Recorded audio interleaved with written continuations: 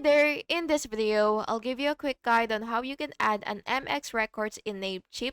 So please listen carefully to each step that I will be explaining because I will describe everything clearly so you can follow along even if your screen looks different. So before starting, make sure that you have the correct plan or version that supports this feature. So once you're on your Namecheap account, you will go to your domain list, which is under the account section. So just go ahead and click that.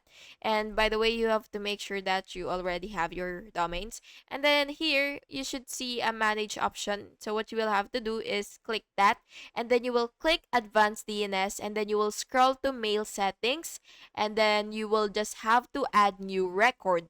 And then you will choose MX record. And then you will enter your host and then the value, which is your mail server address, and then you will set priority, and it is usually 10 or as provided by your email host. And then you will just have to click save all changes and wait for the DNS propagation, and it could take up to 24 hours. And that's basically just it, and I hope you found this video helpful. And if you did, please make sure to like and subscribe for more videos like this. Thank you and have an awesome day.